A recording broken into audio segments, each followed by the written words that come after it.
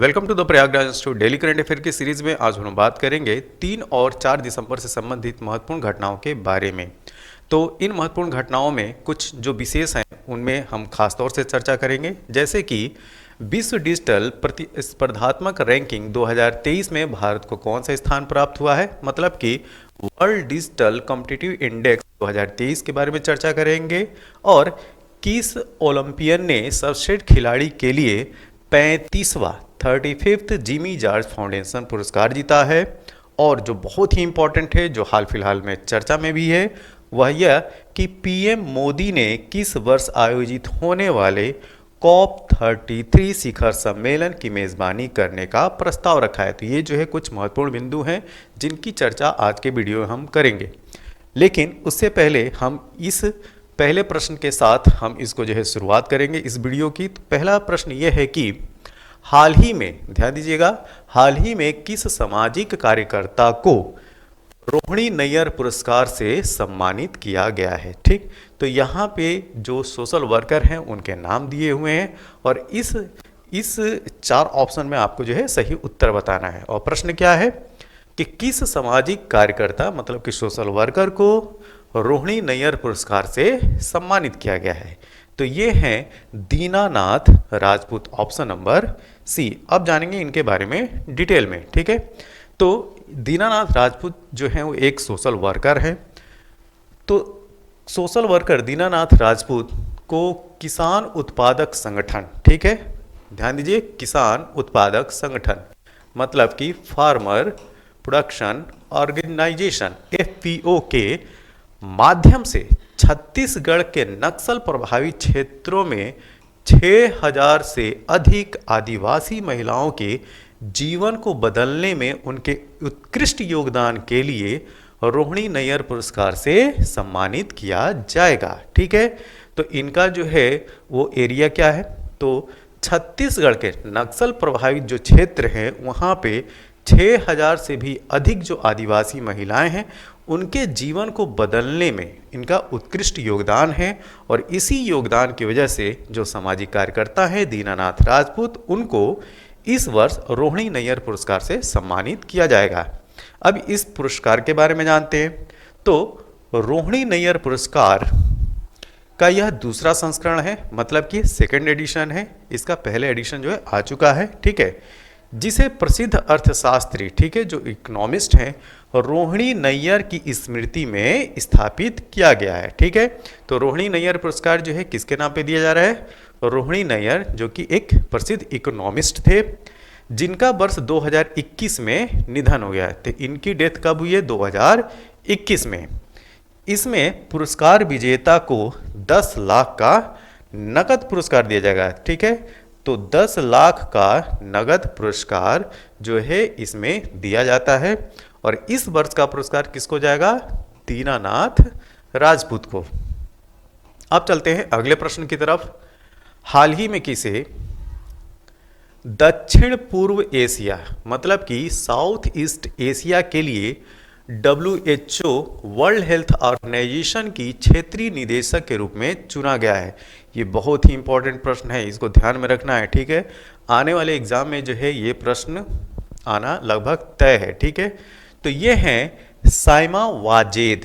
ठीक है, तो साइमा वाजेद, इनको जो है दक्षिण पूर्व एशिया के लिए WHO के क्षेत्रीय निदेशक के रूप में चुना गया है। अब इनके बारे में जानेंगे डिटेल में। दक्षिण पूर्व एशिया के लिए WHO वर्ल्ड हेल्थ ऑर्गेनाइजेशन के क्षेत्रीय समिति के 76वें सत्र के दौरान, ठीक, तो 76 जो है वो सेशन चल रहा था, उसमें साइमा वाजेद जो कि बांग्लादेश की हैं, विश्व स्वास्थ्य संगठन के दक्षिण पूर्व एशिया क्षेत्र के क्षेत्रीय निदेशक के रूप में चुना गया है। ठीक है, तो रीजनल डायरेक्टर इनको बनाया गया है। किस क्षेत्र का, यह है दक्षिण पूर्व एशिया, साउथ ईस्ट एशिया। तो WHO का जो साउथ ईस्ट एशियन रीजन है उसका रीजनल डायरेक्टर बनाया गया है किसको, साइमा वाजेद को। और साइमा वाजेद जो है किस देश से संबंध रखती हैं, ये हैं बांग्लादेश से। अब WHO के दक्षिण पूर्व एशिया क्षेत्र में 11 सदस्य देश है। ये भी काफ़ी इंपॉर्टेंट प्रश्न है। कभी कभी क्या होता है कि आपके प्रश्नों में, करंट अफेयर में आज जो ये जो ट्रेंड जो चल रहा है वो उसमें मल्टीपल चॉइस रखे जाते हैं, ठीक है। तो इनका नाम दे दिया जाएगा, ठीक। फिर उसके साथ में ये पूछा जा सकता है कि WHO के दक्षिण पूर्व एशिया क्षेत्र में सदस्य देशों की संख्या कितनी है। तो सदस्य देशों की संख्या कितनी बताएंगे, 11 सदस्य देश हैं, ठीक है। अब इन 11 सदस्य देशों में कौन कौन से देश हैं, तो Bangladesh, Bhutan, democratic people's republic of Korea, जिसको जो हम लोग कॉमन लैंग्वेज में क्या जानते हैं, साउथ कोरिया, ठीक है, दक्षिण Korea, Bharat, Indonesia, Maldives, Myanmar, Nepal, Sri Lanka, Thailand और तिमोर लेस्ते, ठीक है। यह एक आइलैंड कंट्री है, तिमोर लेस्ते। तो WHO के सभी 11 सदस्य देशों में कार्यालय है, ठीक है। इसके सदस्य देशों में क्या है, WHO का आपको ऑफिस देखने को मिलेगा। लेकिन जो इस करंट अफेयर की न्यूज़ में जो इम्पोर्टेंट पॉइंट है वह यह है कि WHO दक्षिण पूर्व एशिया क्षेत्रीय कार्यालय का, ध्यान दीजिएगा, जो रीजनल ऑफिस है उसका जो हेड ऑफिस है, उसका जो मुख्यालय है वह नई दिल्ली, भारत है। ये बहुत इंपॉर्टेंट है, ठीक। तो जो WHO का जो दक्षिण पूर्व एशिया क्षेत्र है, इसका अगर हेड ऑफिस पूछा जाए तो वह भारत के शहर नई दिल्ली में है, ठीक है। तो न्यू दिल्ली में इसका हेड ऑफिस है। अगला प्रश्न यह कि हाल ही में भारत सरकार द्वारा किस राज्य में स्थित विद्रोही समूह यूनाइटेड नेशनल लिबरेशन फ्रंट, ये बहुत इंपॉर्टेंट प्रश्न है, ठीक है, United national liberation front UNLF इसका शॉर्ट फॉर्म है, के साथ एक शांति समझौते पर हस्ताक्षर किया है। तो यह समूह है मणिपुर का, ऑप्शन नंबर ए। हाल ही में भारत सरकार और मणिपुर सरकार ने United national liberation front UNLF के साथ एक शांति समझौते पर हस्ताक्षर किया है, जो कि मणिपुर का सबसे पुराना घाटी आधारित विद्रोही समूह है, ठीक है। तो मणिपुर में सबसे पुराना वैली वेस्ट एक रिवोल्यूशनरी ग्रुप है जिसका नाम क्या है, UNLF, ठीक, यूनाइटेड नेशनल लिबरेशन फ्रंट। उसके साथ भारत सरकार ने शांति समझौते पर हस्ताक्षर किया है। अब हम बात करेंगे कि UNLF का गठन कब हुआ था। तो यूनाइटेड नेशनल लिबरेशन फ्रंट का जो गठन होता है 1964 में होता है, और यह राज्य के नागा बाहुल एवं कुकी जोमी प्रभुत्व वाली, ध्यान दीजिएगा, नागा बाहुल और कुकी जोमी बाहुल वाली पहाड़ियों में सक्रिय विद्रोही समूहों से ये अलग है, यह एक अलग ग्रुप है, ठीक है। तो यह किससे संबंधित है, तो UNLF उन 7, ध्यान दीजिएगा, मैतेई चरमपंथी संगठनों में से एक है जिन पर केंद्र सरकार ने गैर कानूनी गतिविधियां रोकथाम अधिनियम 1967 के तहत प्रतिबंध लगाया है। और एक चीज़ आपको यहाँ पे ध्यान में रखना है कि यह जो एक्ट है, यह जो अधिनियम है जिसका नाम है गैर कानूनी गतिविधियां रोकथाम अधिनियम 1967, इसी के तहत किसी भी संगठन को, व्यक्ति को, संस्थान को जो है आतंकवादी घोषित किया जाता है, ये भी ध्यान रखिएगा। अगला प्रश्न, हाल ही में COP28 जलवायु शिखर सम्मेलन में नुकसान और क्षति, ठीक है, नुकसान और क्षति मतलब कि लॉस एंड डैमेज फंड को मंजूरी दी गई है, ठीक है। तो इस फंड का प्रबंधन किस संस्था के द्वारा किया जाएगा, ये आपसे पूछा जा रहा है, ठीक। ये जो है वो काफ़ी इंपॉर्टेंट है। तो इसका जो प्रबंधन है वो वर्ल्ड बैंक, विश्व बैंक के द्वारा किया जाएगा। अब जानेंगे डिटेल में। COP28 जलवायु शिखर सम्मेलन में नुकसान और क्षति, लॉस एंड डैमेज फंड को मंजूरी दी गई है, और इस फंड का प्रबंधन विश्व बैंक द्वारा किया जाएगा। तो वर्ल्ड बैंक के द्वारा जो है इसका जो है वो प्रबंधन किया जाएगा। और नुकसान और क्षति फंड की घोषणा पहली बार मिस्र के शर्म अल शेख, ठीक है। अगर हम बात करें, अभी जो है COP28 हो रहा है कहाँ पे, UAE में, UAE यूनाइटेड अरब एमिरेट्स में, ठीक। अब कोप 27 जो हुआ था, मतलब कि इसके जो पिछले साल पे कोप की जो मीटिंग हुई थी, कॉन्फ्रेंस ऑफ पार्टीज की जो मीटिंग हुई थी, वो हुई थी मिस्र के शहर शर्म अल शेख में। इसको भी ध्यान में रखिएगा, ठीक है। तो उसके दौरान इसकी जो है बात की गई थी। अब इसका सुझाव पहली बार 1991 में, ध्यान दीजिएगा, ये बात जो है कब कर दी गई है, यह 1991 में ही इसकी बात कर दी गई है। और यह बात रखने वाला देश कौन था, तो ये था वानुअतु। कौन? वानुअतु। वानुअतु जो है एक पैसिफिक ओशियन आइलैंड कंट्री है, ठीक। तो इसकी जो पोजीशन आपको क्या मिलेगी, पैसिफिक ओशियन में मिलेगी।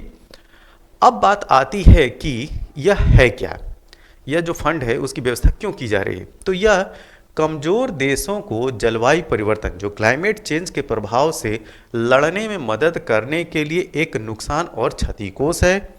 प्रारंभिक फंडिंग जो है वो 475 मिलियन डॉलर की है, ठीक, जिसमें यूएई, यूनाइटेड अरब एमिरेट्स के द्वारा 100 मिलियन डॉलर, ध्यान दीजिएगा, इसमें मतलब कि 475 मिलियन डॉलर में 100 मिलियन डॉलर जो है वो कौन दे रहा है, यूएई ही दे रहा है, ठीक है। और यूरोपीय संघ 275 मिलियन डॉलर दे रहा है। तो टोटल कितना हो गया, 475 मिलियन डॉलर में 375 मिलियन डॉलर की व्यवस्था किसने कर दिया, यूएई और यूरोपीय संघ ने। बाकी का जो है, बाकी का यूनाइटेड स्टेट ऑफ अमेरिका मतलब कि यूएसए 17.5 मिलियन डॉलर देगा और जापान जो है वो 10 मिलियन डॉलर का योगदान करेगा। तो इस तरीके से जो नुकसान और क्षति फंड है उसकी जो है वो 475, प्रारंभिक जो फंड है वो 475 मिलियन डॉलर की बात की जा रही है। और इसका जो प्रबंधन है वो विश्व बैंक को दिया गया है। तो ये काफ़ी इम्पोर्टेंट है। और ध्यान दीजिएगा, जो कोप का कॉन्सेप्ट है, कॉन्फ्रेंस ऑफ पार्टीज़ का जो कॉन्सेप्ट है वह UNFCCC का है, UNFCCC, ठीक है, United nation framework on climate, United nation framework convention on climate change. अब ये जो UNFCCC जो निकल के आया था वह 1992 में निकल के आया था। कब? अर्थ समिट के द्वारा, ठीक है, अर्थ समिट के द्वारा जो है ये कॉन्सेप्ट निकल के आया था, जो कि रियो डी जेनेरियो में हुआ था 1992 में, ठीक।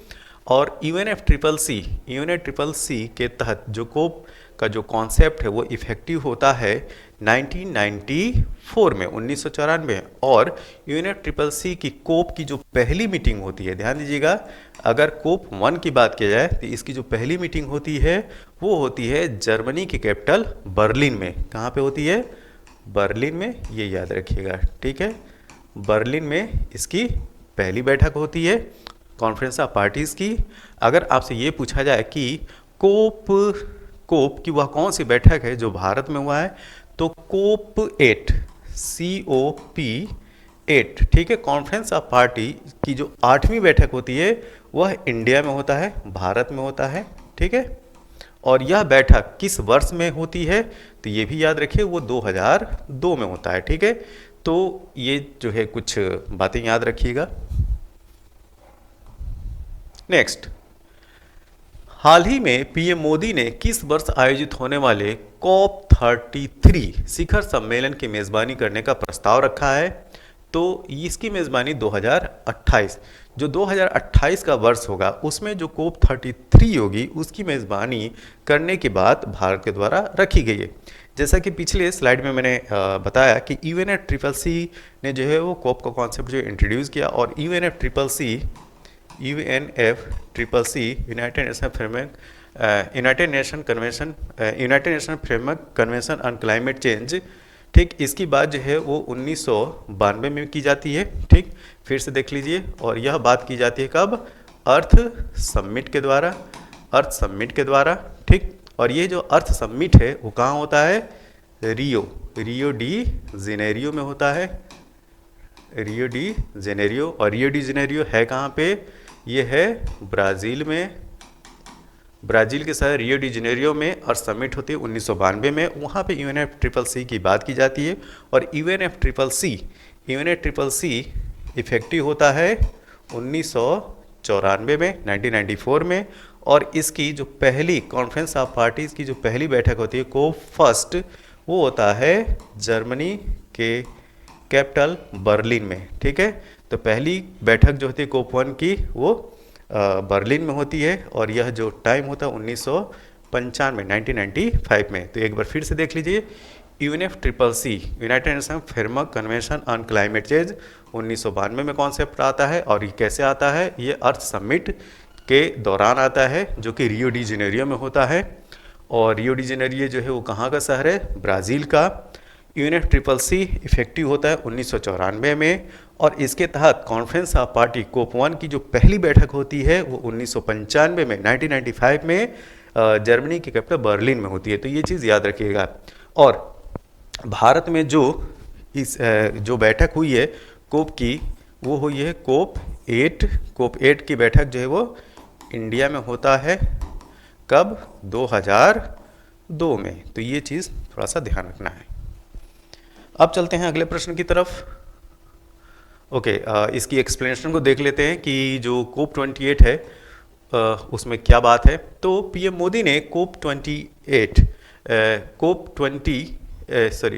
2028 तो पीएम मोदी ने 2028 में भारत में कोप 33 शिखर सम्मेलन की मेज़बानी करने का प्रस्ताव दिया है और उन्होंने दुबई में संयुक्त राष्ट्र जलवायु परिवर्तन सम्मेलन कोप 28, ध्यान दीजिए, कोप 28 के दौरान विश्व जलवायु कार्रवाई शिखर सम्मेलन में अपने संबोधन के दौरान यह प्रस्ताव रखा। ठीक है, दुबई ने अपने कोप 28 कॉन्फ्रेंस ऑफ पार्टी 28 संबोधन के दौरान पीएम मोदी ने कहा कि भारत का लक्ष्य 2030 तक, ध्यान दीजिएगा, 2030 तक उत्सर्जन तीव्रता में 45% तक कमी करना है। और उन्होंने यह भी कहा कि भारत ने गैर जीवाश्म जो नॉन फॉसिल फ्यूल बेस्ड जो फ्यूल है, ठीक है, उसके हिस्सेदारी को बढ़ाकर 50% करने का लक्ष्य रखा है। ठीक है, तो ये जो है कुछ प्रमुख बातें थी।